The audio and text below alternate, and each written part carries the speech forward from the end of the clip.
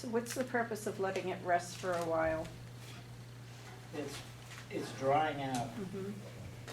and so therefore the water content in the clay is less. And the higher the water content, the greater possibility of structure failure. Okay. So as I lay it out, the weight is out here, and it's only a thin wall that's carrying that weight. So if that wall is wet, it could collapse it.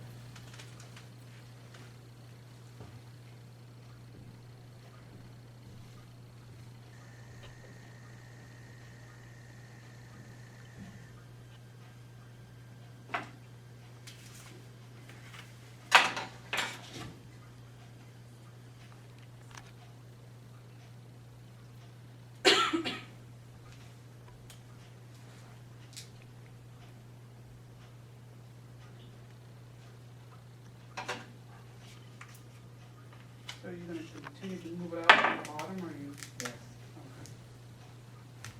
Okay. So pay attention to this silhouette right at the side.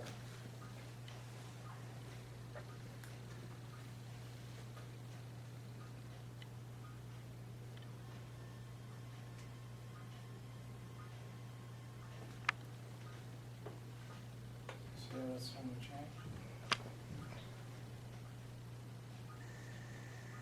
Kind of.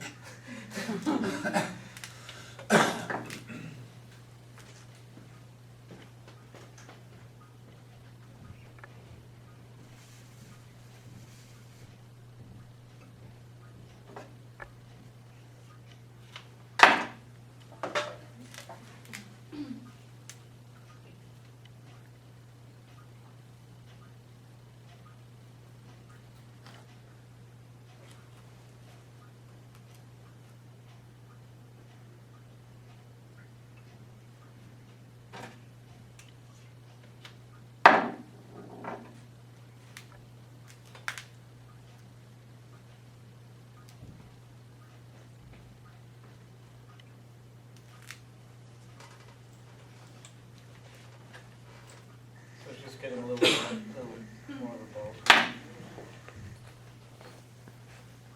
you have moisture on the inside so you're not squeezing too much off with the rake, or? Not much right now. I'll do it at one point, but right now I just want to press against the clay. See how it sticks every once in a while? See how my arm is, every once in a while it it's just a lack of water.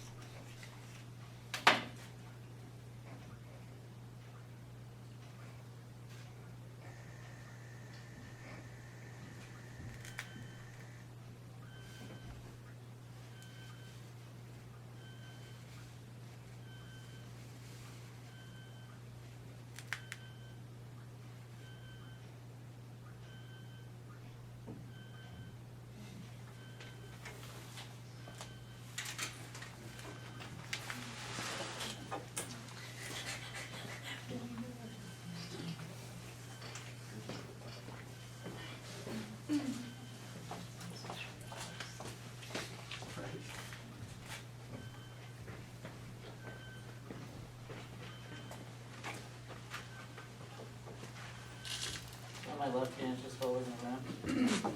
Left hand above it. That kind of so I know where it's going. I just feel it, so I know if it's getting more wobble.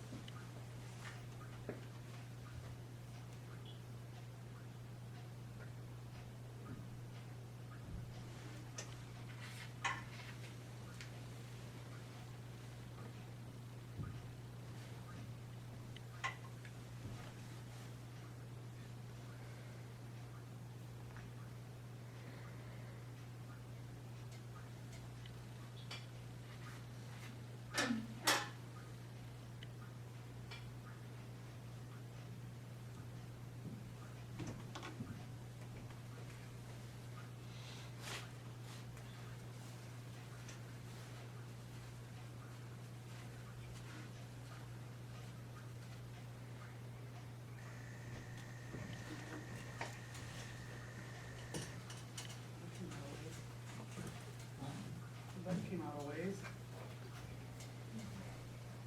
So at one point, it just really starts to go. Yeah. So what I'm doing is I'm constantly going down to the bottom and expanding the bottom, and then that will carry the way to the top. But if I just lay out the top and the bottom's too narrow, then it'll collapse in here.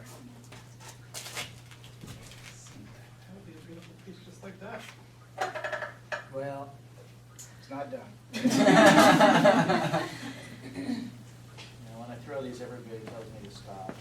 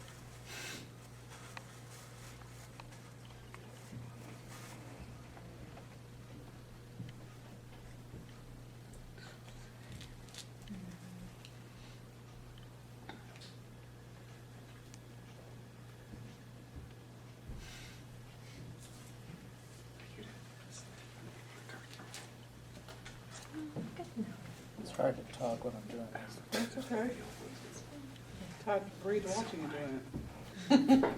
Yeah, breathing is hard.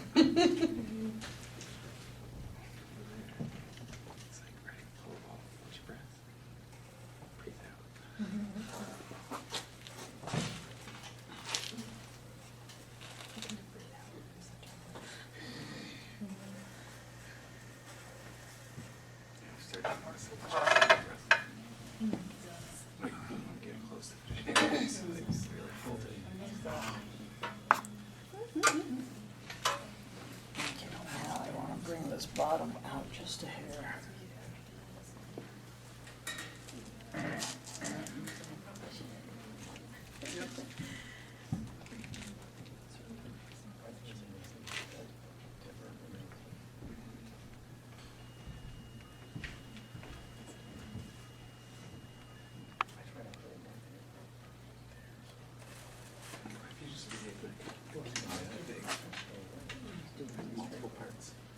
No, I just want to. Oh.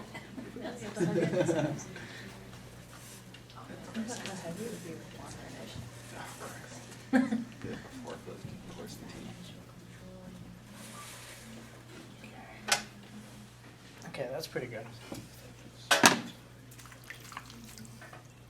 Now, you got a place where we could set this up? Yeah. Because what I'll do is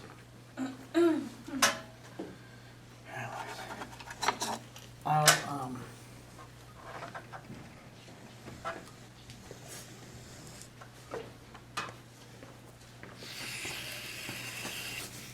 Just want to see how tall it is.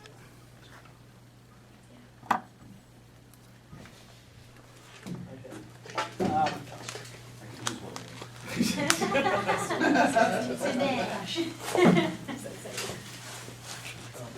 well, okay. Centering. Back faces. Elbows on the knees, on the legs. Okay, so now, see how I'm doing this? And see how I'm doing that? And my arms are locked, and as I'm pressing in, the energy is going from here all the way through there. So this is just going like that. I'm not doing that. Are you using your hand muscles? No, they're just a little bit, a little pressure on them, but not a lot.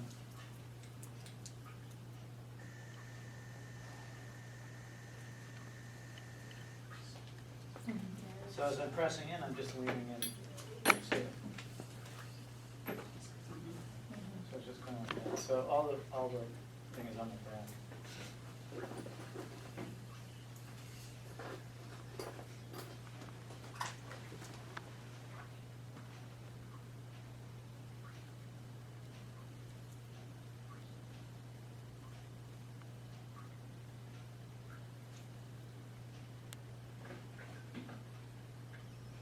Right there. And the, so cups. I make, what I call a tea bowl, but it falls within kind of the genre of tea bowl. And, but I don't drink tea, I drink coffee, and so I use it for coffee. So it's kind of a coffee drink. And I make it to kind of fit your hands, so they're larger than, they contain more liquid than you drink. But I'm interested in kind of how this tells. So I'm interested in this act of drinking, not in that act of drinking. And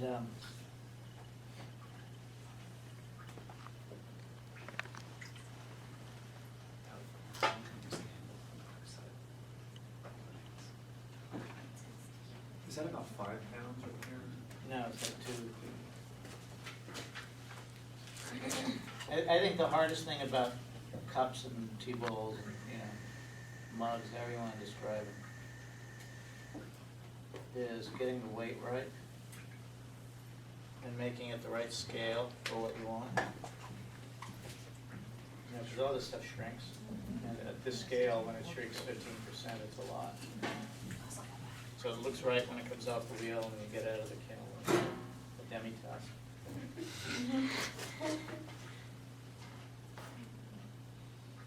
And then also, I'm really interested in the cross-section of the wall, how thick it is, and where the weight is. And we're used to kind of production stuff where cross-section's the same everywhere. And the cross-section actually determines where in the cup the weight falls. Is it in the hip, or is it in the neck, is it in the side wall?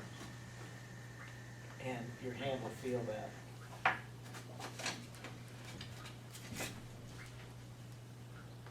So I'm interested in a cup that's just a little bit heavy, that is not like you pick it up and it's light, you feel it.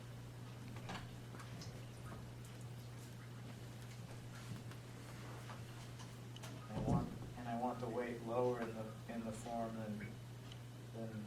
than higher. So I want the weight in the hip.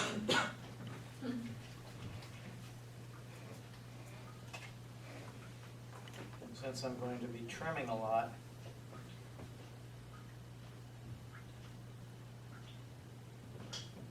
there's a lot of clay I leave on the bottom, I just trim that out for a foot.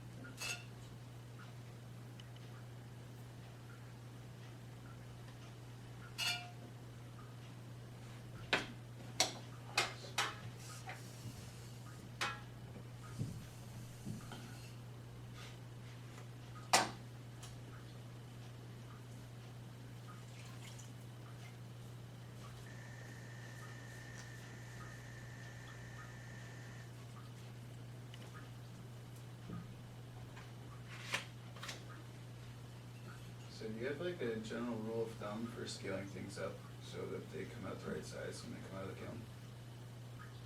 Not really. Seems like I should have done.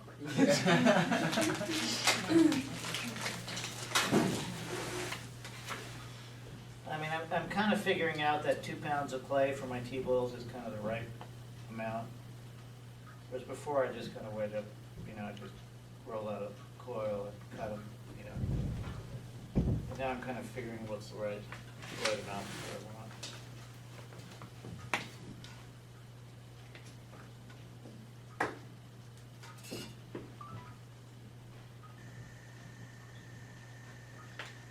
So I've been doing this kind of double form for a while. Kind of what? It's a kind of a double form, it's like 2 volumes, Yeah. like the lower volume and the upper volume kind of sitting. And,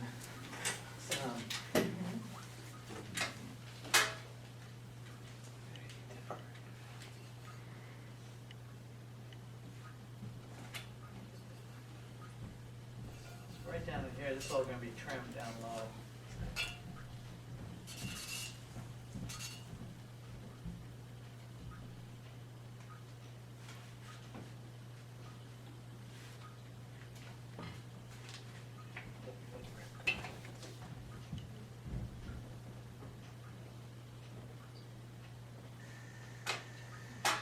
Okay, so something like that. And when I make these, this is kind of the process I do. I'll wedge up a big board of balls, and so there'll be like 30 or 40 balls, okay? And I'll just have them with plastic off the side. And as I'm getting close to a wood firing, I'll start like throwing a board of them a day. And usually it's the end of the day. They're kind of after I've done my work pots. And I do them then because it's kind of, I've done the big stuff. I'm tired. I'm a little looser, And a board is 9 T-bowls, and so I can do 9 in like an hour, And so I do 9, and the next day I do 9, and the next day I do 9. And, I get about, anywhere from 50 to 100. And then I cover them all, and then I trim them all. And then in any kiln I put 50 to 100 T-bowls. And the success rate is about 30%. Okay, in terms of that, they're the ones that go out to galleries and shows and stuff like that. The other 70% just hang around, and I use them to feed the cat. Stuff like that. And and what determines if it's successful or not, it has to do is how the glaze works and color and it's all the stuff that's after I make it. It's not the making, it's the firing. Okay, and so that's kind of the system I do. So they're afternoon pots and they're kind of easy to make and I just make a string of them until I'm done.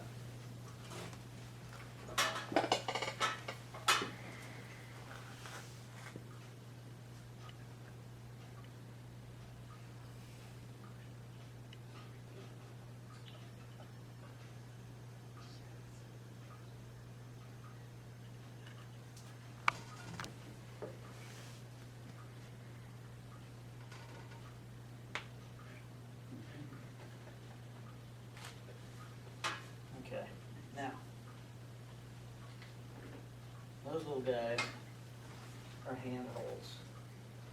And there are also places for glaze to cool and move. And so they become kind of it's like when I load them in the kiln, I'll like load them in a very specific way so that ash will hit one side and roll down. And like in this little thing, I may load it so that the firewall is right here. Okay, so, which means flames coming this way and exiting this way. So wood ash is coming this way, and wood ash will hit right in there, do a big pool. So there'll be a real color change right in there from everything else. And so that'll be like a accent. So I'm like trying to figure out how to organize the pot in relation to the firing, the flame pattern and the ash to get the result I want. Rich, could you just talk briefly on what you just did right there and what your process was as far as making those? Well, on one side, I'm just grabbing the pot and squeezing and pinching in and pulling out. Just like that. Okay, that's on this side.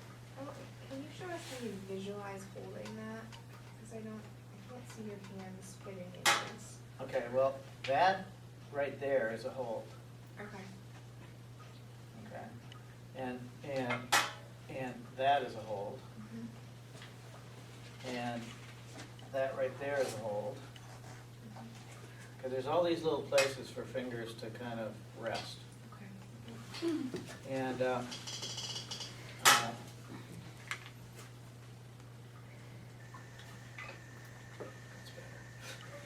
then what's nice about a T-bowl, and I figured this out really early, is I had, in the slides I talked about the $10 sale? Oh, you weren't there? Yeah. Okay, well, the following year it was like maybe $150. Okay, so it got better, but $150 ain't a lot of money. Well, one of the things that made the second year sale better than the first year sale was I figured out that you put a big bowl of punch. This was winter, so it was like a wine grog. And then instead of like having a bunch of cups up for sale, we put all the cups next to the wine. And then everybody walked around, they picked a cup, and they walked around looking at the pots, and they inevitably bought the cup that they were drinking out of. It's like 9 out of 10. And what was intriguing to me about that is not really selling of the pots, but that to watch people go through 40 or 50 tea bowls and pick them up. Pick one up and put it down, pick one up and put it up, until they found the one that fit. And women have a different size hand than men, generally speaking, and the weight is different for everybody. So, how you relate to color or surface is different for everybody. So they became very personal items, So when I do them, like every time I do them, there'll be I'll do 9 one day, and there'll be kind of one kind of marking on it. And the next day I'll do 9, and there'll be another kind of marking on it. Different way to hold it, different punch, different pins, that kind of stuff. And over the course of 100 bowls, you've got all this variety. And then, now I don't want to screw that up. I don't want to take it off the wheel and mess it up taking it off. So I use a propane torch just to stiffen it so I can pull it off, and it'll dry quick.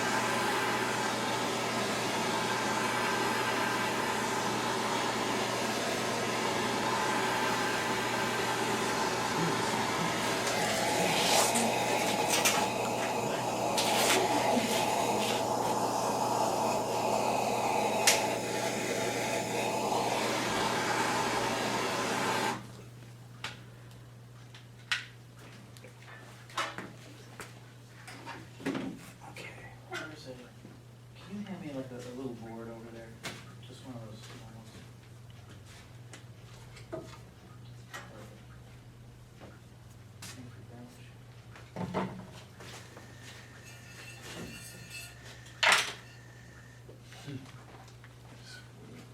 Okay, all ready to trim. Not really, but. And then, I don't know if you can see, there's a little hole in that side. Right in here. So I'll just, when I trim it, I'll just put a little clay on the inside and smooth that all out. Okay. Right there. Barely see it. Did you check the big one? Yeah, I'm turning it.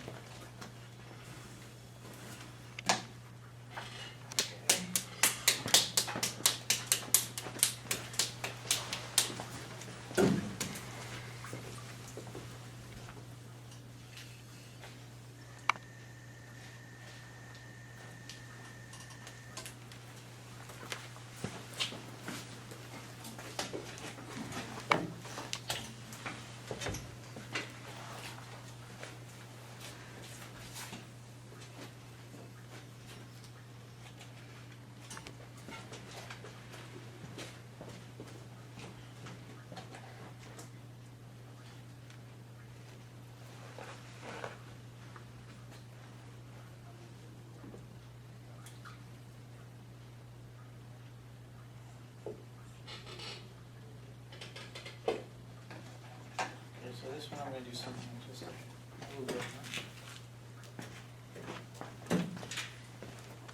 Want me to turn this one off quite a bit so you can trim it, Chris?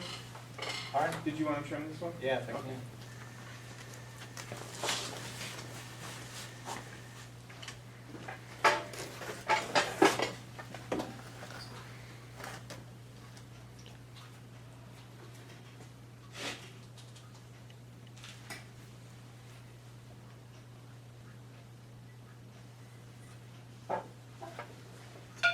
Okay, so what I'm going to do with this one is cut the rim.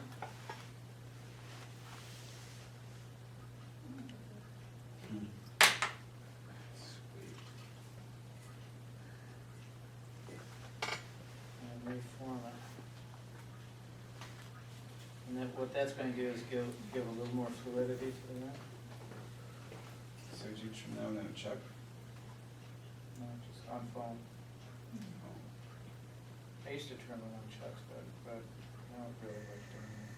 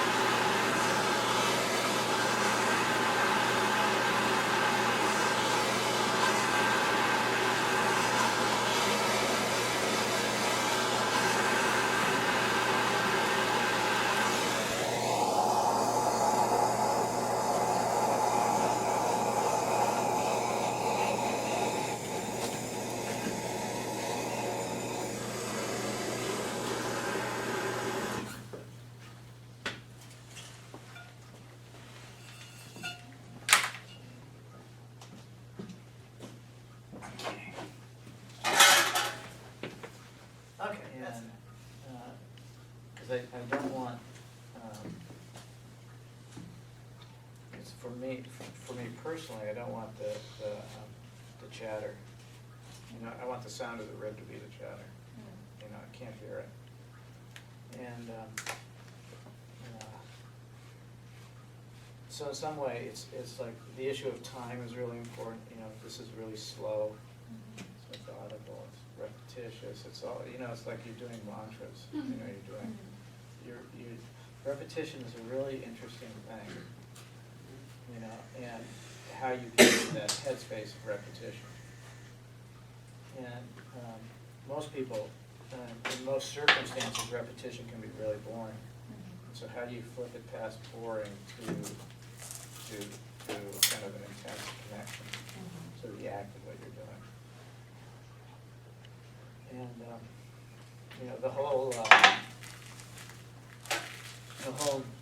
kind of mid-20th century Japanese pottery movement, you know, Mingei ceramics, was all based on that concept of kind of the repetitive motion, the repetitive act, and finding beauty in that.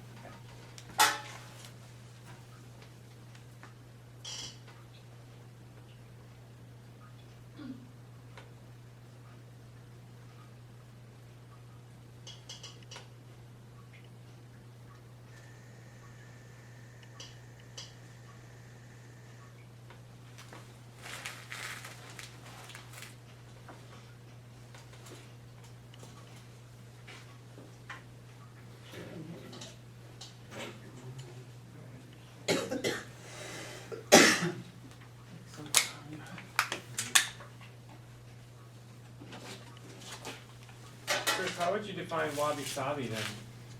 Wabi-sabi? Yeah. I don't know. I think that's pretty wabi-sabi.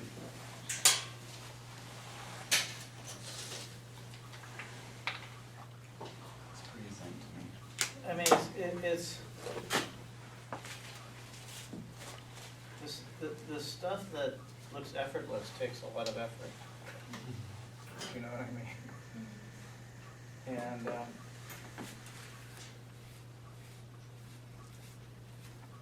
it's part of the stuff I talked about yesterday with my brother that had to do with how do you let go, how do you kind of zero in, how do you focus on the stuff that's important and let go of the stuff that's not. And so part of that whole dialogue with him had to do, you know, I interpret it for me is, you know, if you bring it back to your work, how can you bring that question to your work?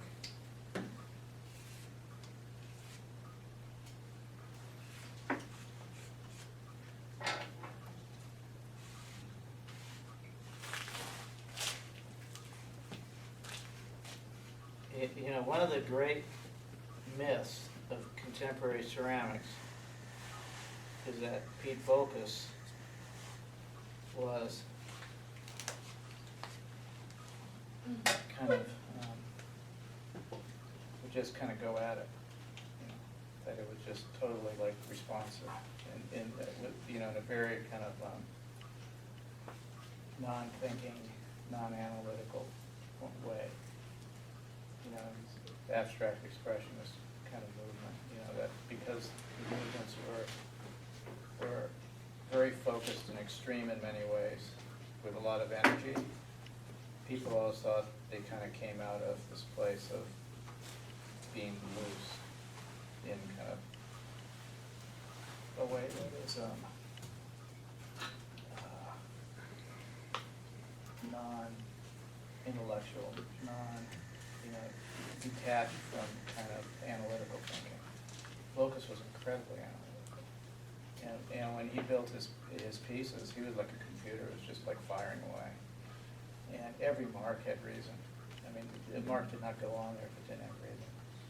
And at the end of his life, it was interesting, I was up at Anderson Ranch, and I would always go up to teach in late summers, and Pete would come in for a month to either do prints or make work. And he'd bring a team to help him make work. And the year before he died, I was up there, he was there. And for the last few years of his life, his fingernails on his right hand were about that long. Okay. So he got big ass fingernails on one hand and short and nubby things on the other. And it looked kind of weird. I mean, they're, you know, old man fingernails, they're friendly. But what people didn't really know is that if Pete could have been anything in his life, he wanted to be a flamenco guitarist. And he spent he was a fantastic flamenco guitar player. And next time you see a Voulkos piece, look for chatter marks on it. And what he's doing is he's playing riffs. He's taking his piece, he's using his fingernails, and he's playing music on his work. Wow. And so when you look at a Voulkos piece, look at the little marks, the little fingernail things, and those are all musical notations. And so that's how he was thinking. So people see that as like chit-chat. It's not chit-chat at all. It's like really thoughtful connection to the work. He's making music visually. In our history class, we talked about how Kandinsky would do these long, drawn-out plans for his artwork to make it look like it was done improvised. Kind of relates to what we were just talking about a minute ago. Yeah, you know, and so everybody figures out their door in, you know. And what's kind of what always interests me is how off people's perception of that can be. You know, it's like, if I'm successful in my work, it looks like it was absolutely effortless and just kind of happened. You know, there's no sense of process, there's no sense of, even on some level, skill. It's like it just is. You know, and the best work of mine does that. And, but to get there, it's like, I gotta spend a hell of a lot of mental energy. You know.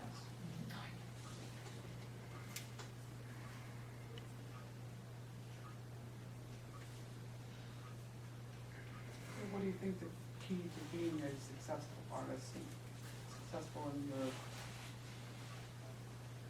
the fact of being able to live off what you make, what you create? Well, I don't think you have a lot, well, I don't know. I don't,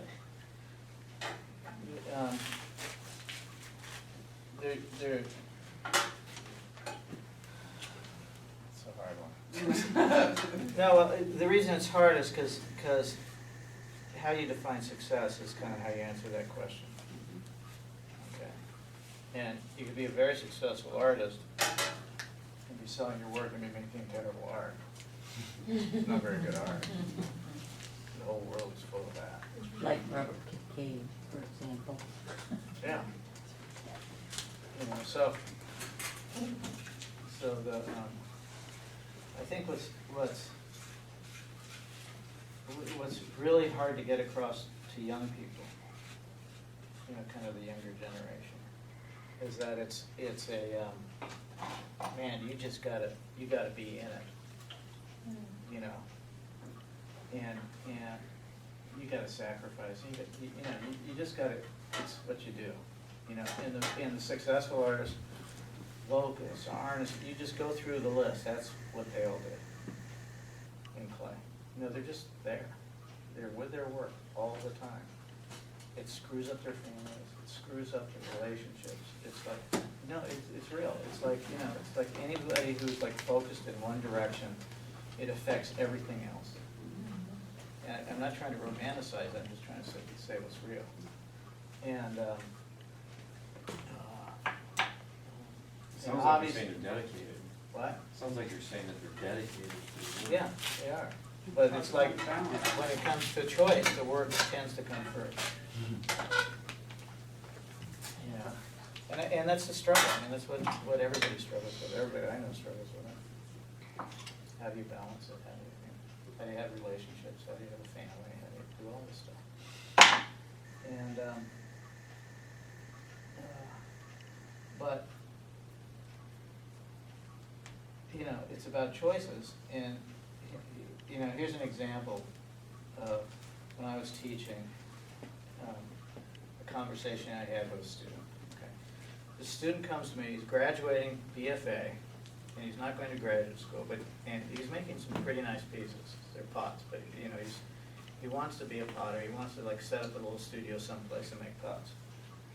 And so he sets up an appointment with me to come out to my studio so we can have a conversation on, you know, kind of the next step, how I can do this. And he shows up, and, you know, I'm there, he drives into the driveway, parks, comes in, and we have this conversation, and he's going, you know, I really want to do this, I don't have very much money, how do I, you know, rent a space or buy a kiln, you know, and I'm thinking, well, first of all, I look out the window and I see a $30,000 car sitting in my driveway. You know, it's like big, some souped up SUV or something.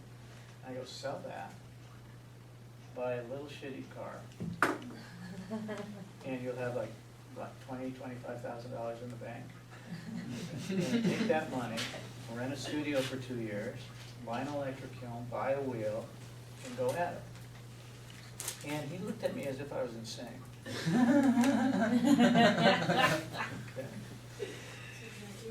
That's the reality of it. And, you know, it's like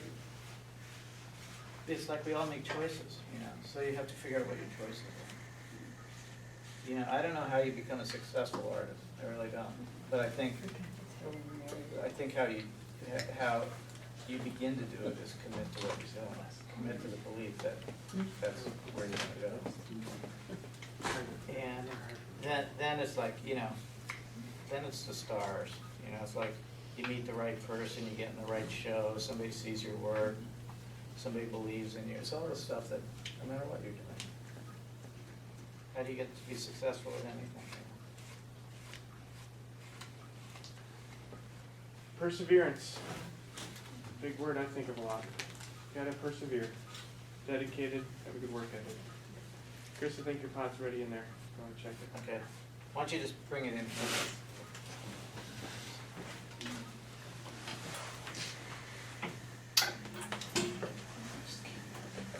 I know.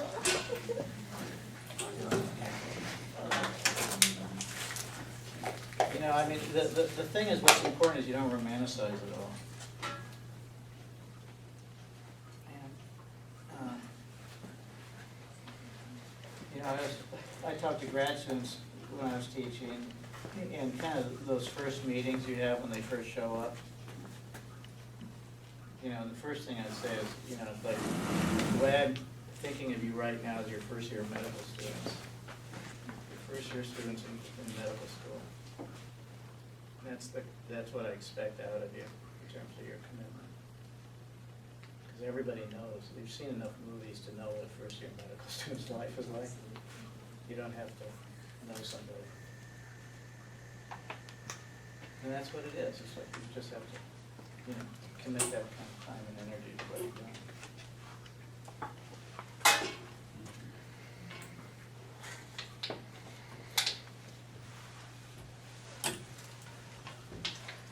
Something that I also think is important is to keep networking, to go to workshops, to learn, you know, to see other techniques, to feed yourself all the time.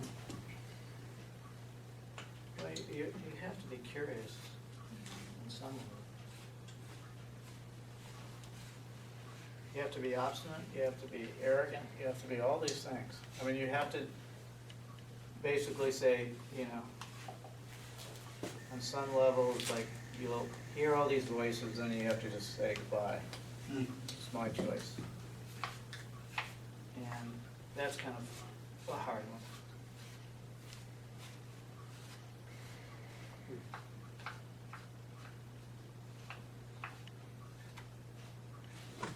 Now, are you any closer to deciding whether that's gonna be an open or closed forum? Probably be an open forum. Simply because of the scale of it, but, you know, it might change. Do you ever have dreams of forms and then that directs your creation for the next day or whatever? No, but I often, when I run into a problem in the work, dream the solution. Mm-hmm, I do that a lot. yeah.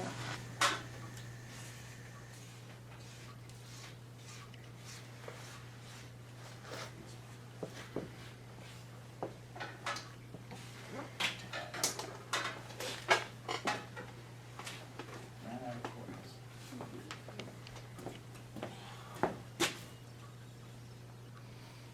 Okay, this is ready.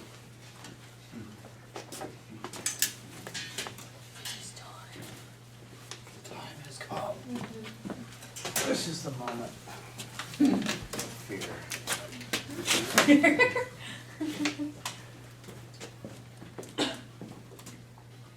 Well, see, what we did is we kind of force dried it with heat lamps.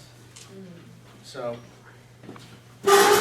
what that does to this clay is it creates a skin, like I was saying before, and that skin is harder and firmer than the clay underneath it, which means that the possibility for cracking is much more. Does that kind of stay on there, or does it slide off? Well, I'm not turning it.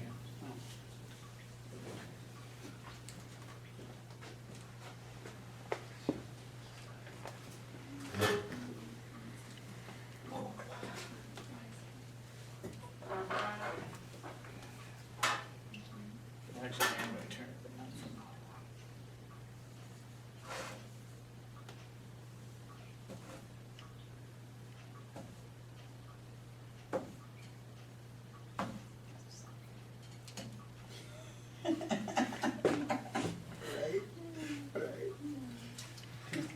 You have to learn how to do that. That's impressive. That's what, when I went to undergraduate school, that's one of the first things we learned. Where did you go to undergraduate school? Kansas City Art Institute.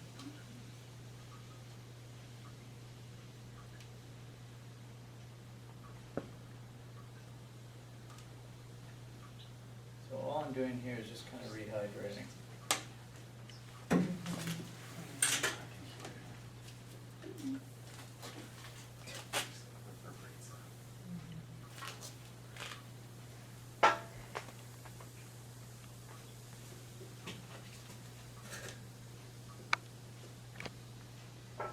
So when did you know that this was what you wanted to do, and how did your family respond to that you decided this career path?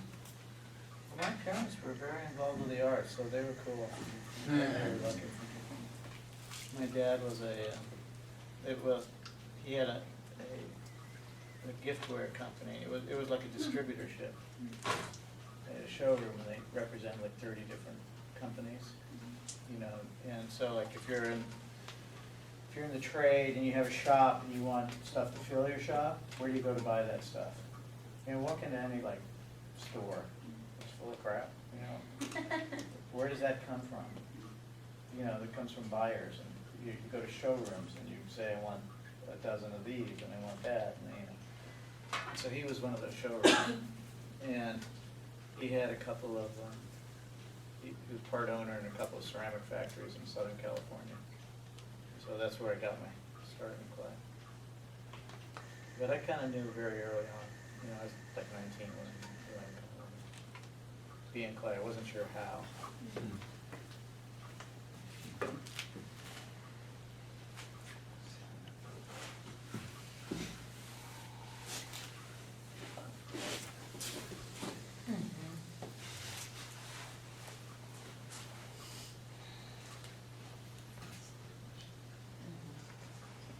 Okay.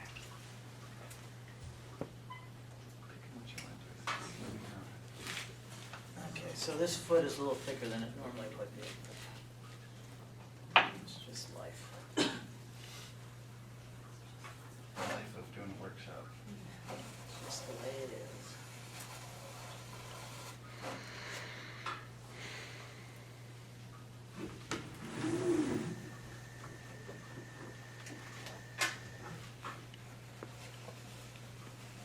Can you roughly about how many pounds of clay that started at, or? 25. 25?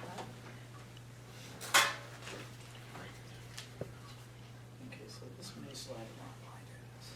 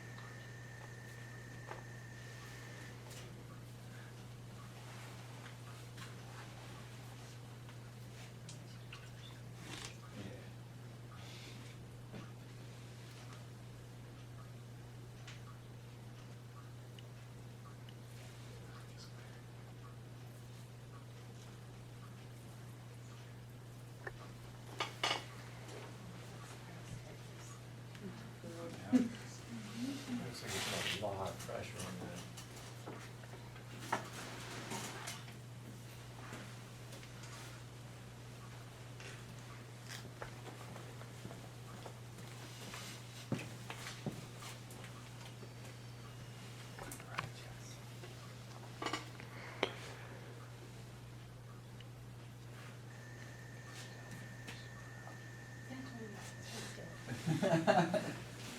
Go back to that.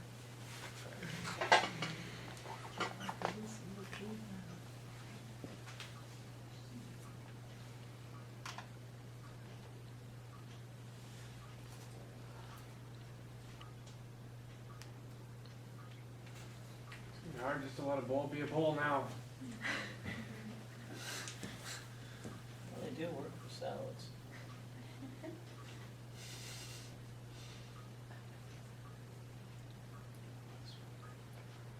Okay, so one of the things I'm thinking about here is how glaze is going to pool and eddy in these movements. So do you trim those forms afterwards, or? Yeah. Like that.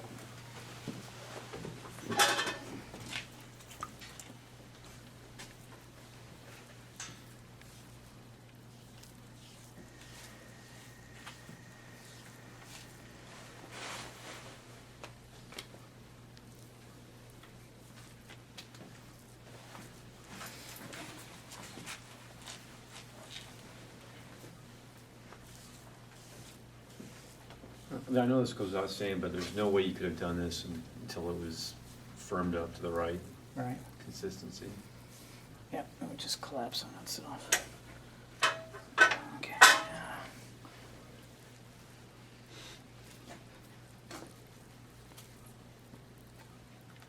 What happens if you put a hole in it?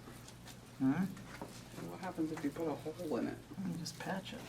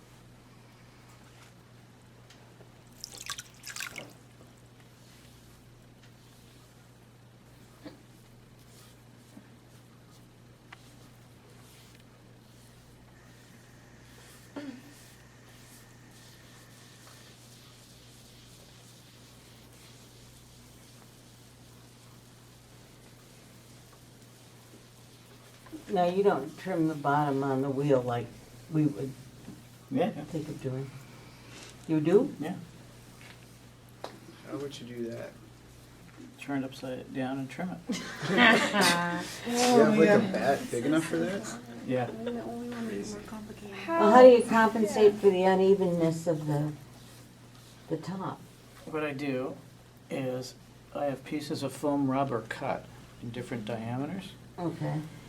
I start with a small one and put it in, and I put another block in, and another block in, and I build it up to it's about there. Okay. Okay, and they're pliable, but you got to push to get them down. Then I put a big bat on top with foam, and then flip it, and it actually just barely touches the rim. And so it's sitting on the foam, so all the weight is in here.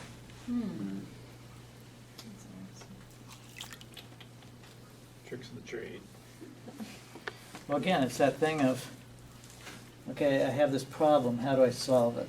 I've got to, in order to use this glaze, I have to have that center glazed underneath. And besides, this is, there's 2 inches of clay there.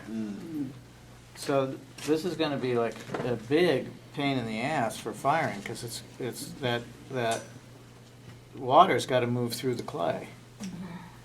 Okay, and if it sits in a bat to dry, the clay that's touching the bat, the water in that part of it has to go 2 inches to come out, right?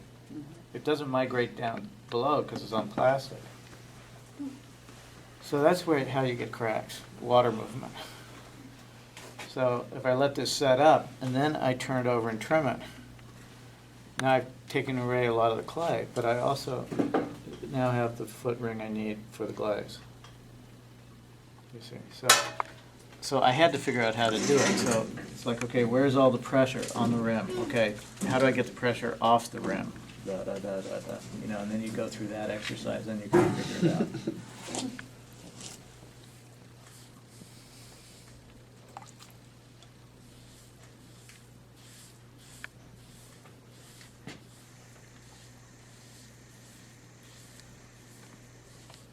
So when you're talking about trimming the base, when you have it upside down, you're actually digging out the center of the base as well? Yeah, I'm trimming it like I would a foot on a bowl, T-bowl. Okay, so when I was talking about that experience of Portugal, in the Azores, about being inside that volcano, just imagine you're in there. Okay, imagine you're like skiing from here down to there. Okay, and then when this is going to have glaze on it, and the glaze is going to be liquid and it's going to move down, it's going to pool down here. So it's gonna be dark on the bottom and lighter on top. And so now the glaze is pooling down in here, and it's kind of starting to mimic like a, if you do a flyover in the mountains and you see a little pool of water above tree line. Okay, it could be something like that. As glaze pools and swims down here, it's going to eddy in between these bumps, much like in a river, if you have a rock. And then any glaze on top of the bump will roll off and go light. So then I get a big color shift between that. So that's a visual bim, bim, bim, bim. You know. So it's like notes. You know, it's like, this is kind of the world I'm thinking as I'm doing this. I'm trying to figure out what marks can create kind of memory traces when you start to transition from the idea that you're looking into a pot versus the idea of you're looking into a landscape. You see, and that landscape could be the landscape of topography. It could be the landscape of the body.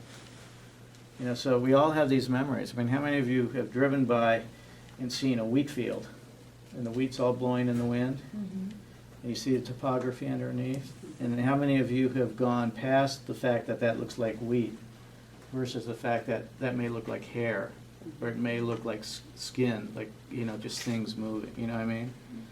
And so you're seeing this image, and you're automatically going towards analogies that have nothing to do with wheat in a field. It's like, this reminds me of something.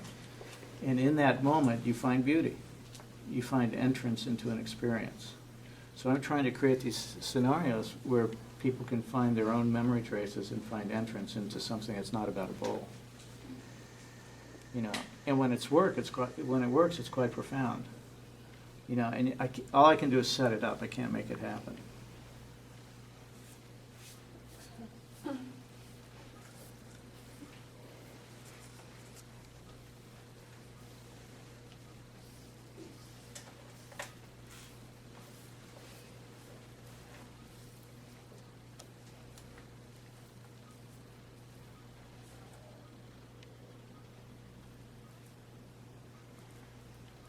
So what I would do is I'd let this set, and then as this rim sets up, I would tighten this up a little bit.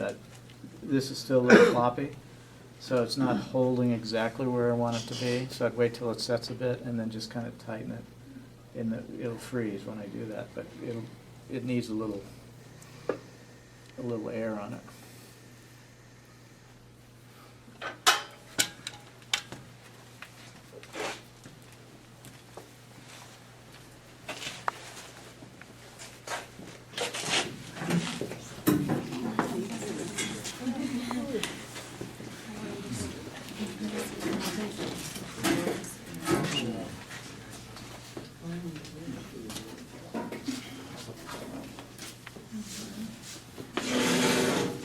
Then when this is all done and it's dry, I take that sandpaper that you use for sheetrock, you know, that carbide weave, and I'd go in and sand it all really smooth.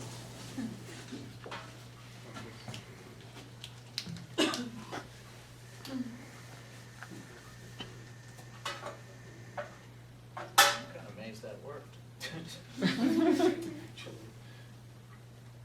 What I find exciting about this is that, you know, you had that perfect form before, and I thought, oh, if touches it and puts a dent in it or something like that. And look what you're doing now, it's like, wow.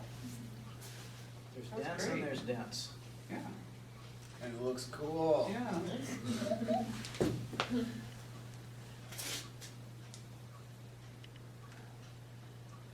You can do a hell of a lot with clay when it gets to a certain dryness. You know, it's the surface tension that holds everything up. If it's too wet, it falls apart.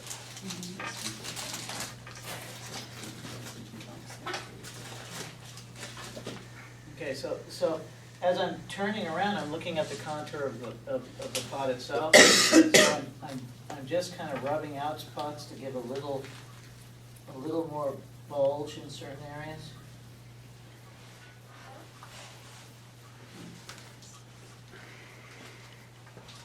So that just has to do with trying to, get the form right from the outside.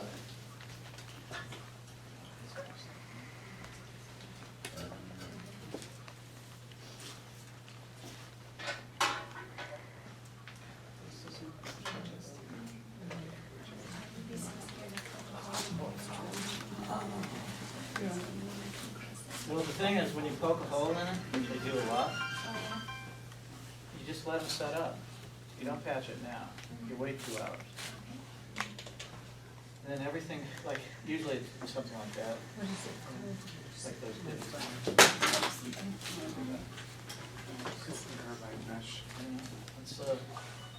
That's where a hole might pop.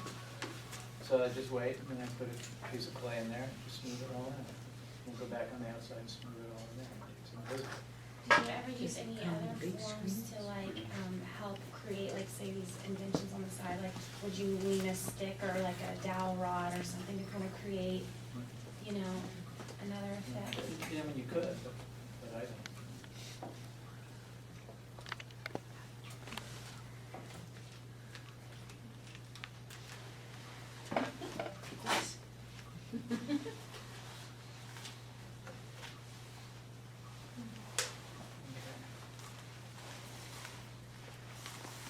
So it's also, if you're thinking of, we talked about that spiral. Okay, so what's happening here is there's a spiral going there. What I'm noticing. So this is almost a curve of a golden spiral. Starts there, it wraps around like that. That picks up the last corners here.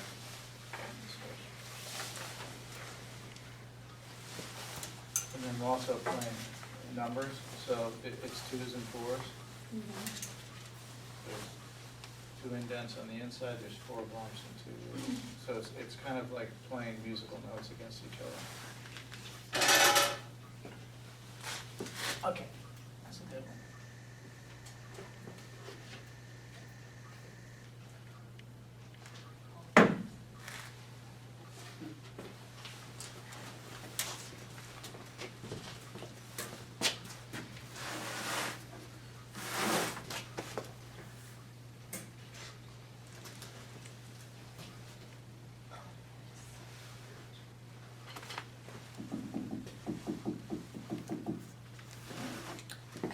Foam.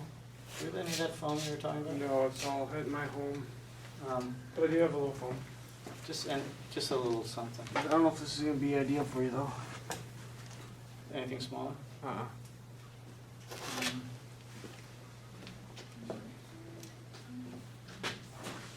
That's okay, this will work.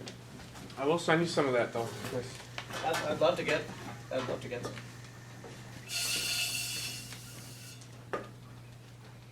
So usually I trim these on a little thin piece of foam, so I don't mar all that up.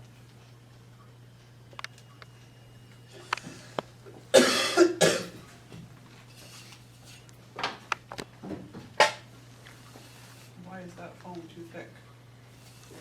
It's too big. The wheel. It's also too thick.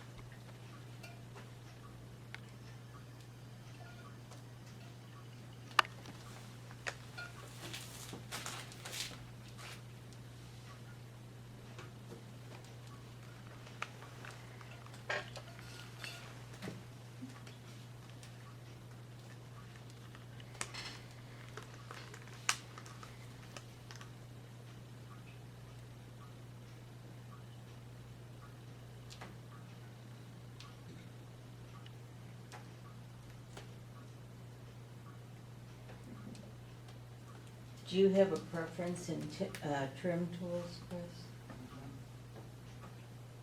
Just your basic Kemper? What? Is that just a Kemper, I think this is a dull one. Dylan? I don't know, I've bought some very expensive trim tools and, you know, you drop them and they break and in the end, it's just not worth it.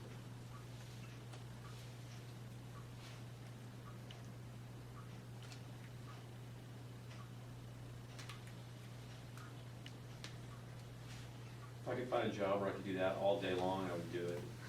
And when you say that now.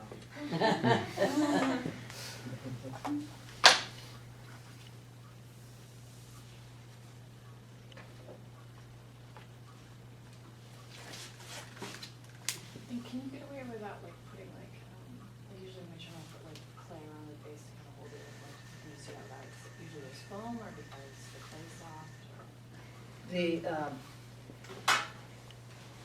If you,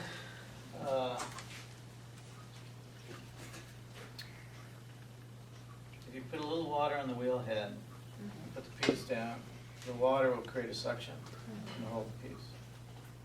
Okay, so this is, see how that's being held? Okay, now this is the one where I didn't cut the rim. And, yeah, and that, again, it's like I was, you know, when I went to school, it was, the idea of being like a gallery artist wasn't, hadn't been invented yet. Yeah. It's like, you know, it was like you were gonna be a studio potter. And so, if you're making a living doing this, if you've gotta spend hours putting this down, Yeah. and, you know, you're just wasting time. So we were taught all these ways of just working quick. You know, and so, and they've just kind of hung around, you know, they're in my kind of blood, if you will. And, you know, just a real simple one is just the way I trimmed it. Like those of you who make pots, do you use wax and wax resistant anything? Like when you glaze? It's like, you know, all I do is pour glaze in there and I just take a sponge and wipe it right off that, and it's already, it's got its well, it's got the whole thing. The foot is arched like that. It's not flat, okay? So it's just, I just pour glaze in there, turn it around like that and take a sponge and go like that. And, you know, but I have to know that in the trimming, you know, and so I have to trim it so that it'll accommodate that.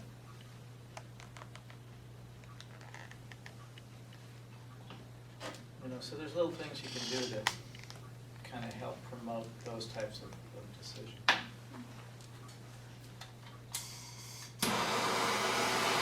I'm just doing this because this clay's a little soft.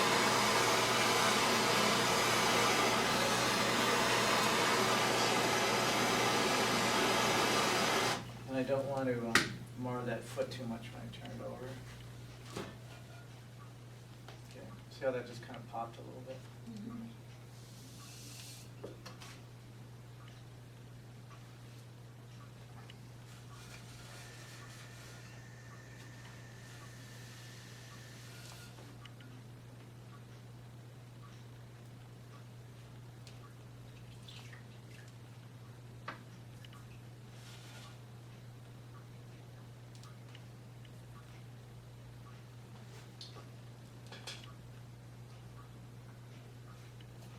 So that's just a kind of help with it.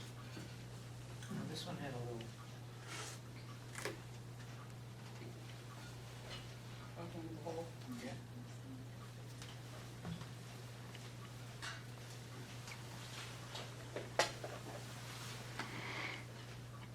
Do you patch it when it's bone dry or before it's bone dry? Oh, before, this point, it's not bone dry. I know. Leather hard sleeve? Even before that.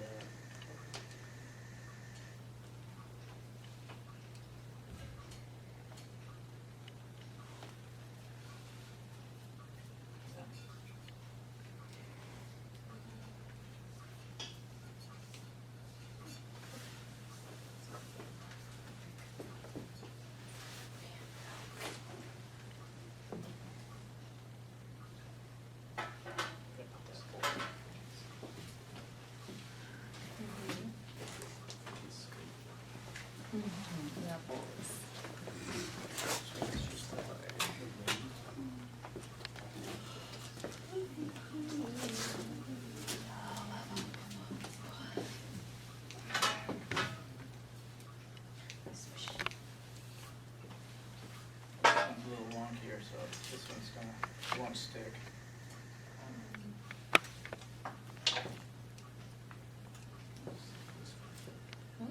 So is that you just holding that down more than anything, because it won't suction to the, Yeah, so that finger's, Especially if you have that pressure. finger's over.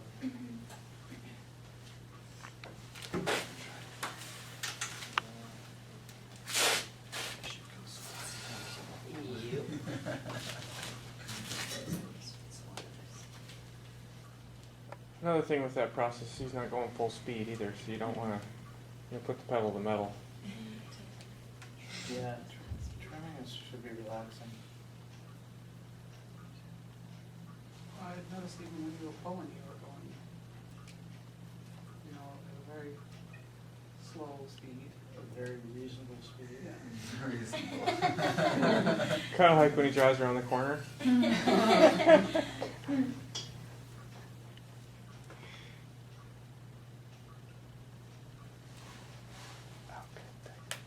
think that's the hardest thing to learn when you're, beginning is like, okay, what speed do I go at?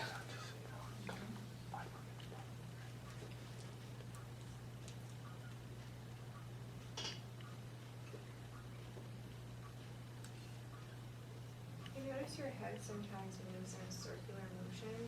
Does that? Yeah, what's your focal point? I don't really know. It's a weird thing that happens with potters. Okay. Okay? And what happens is you're kind of looking at one thing, but the wheel is spinning, so you start to do that.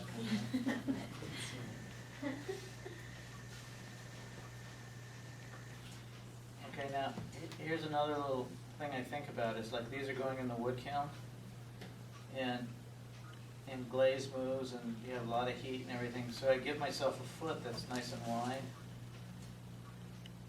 because in the wood kiln, everything has to be wadded on little pieces of wadding. So that cup doesn't touch a shelf, it sits on 3 balls like that, and that touches the shelf. And the reason is because wood ash going through the kiln will hit the interface between the cup and the shelf and pile up right there, and it flux and melts the glass, and then the cup will stick. So everything in the wood kiln has to be wadded, and the wadding is like an aluminum clay mixture, it's not clay, per se.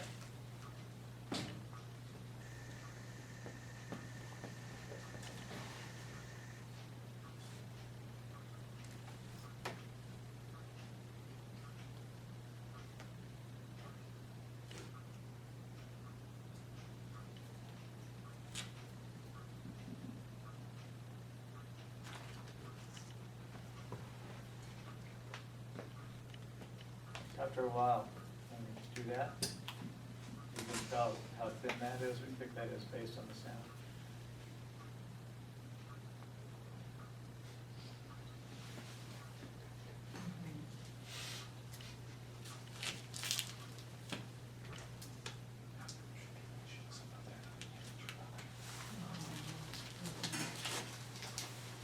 And so you're leaving it going a little bit, tiny bit thicker right in the middle.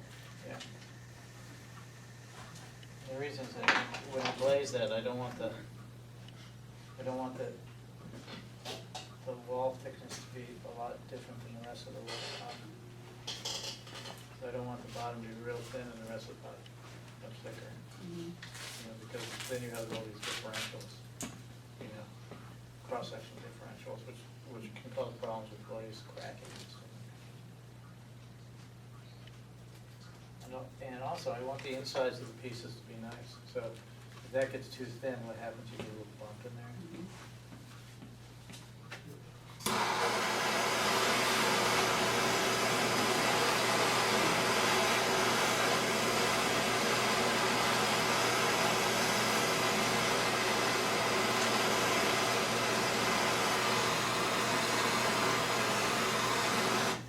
Chris, do you ever trim out on the inside of the bowl? Ever? Sometimes I will on those. If that inside curve isn't right.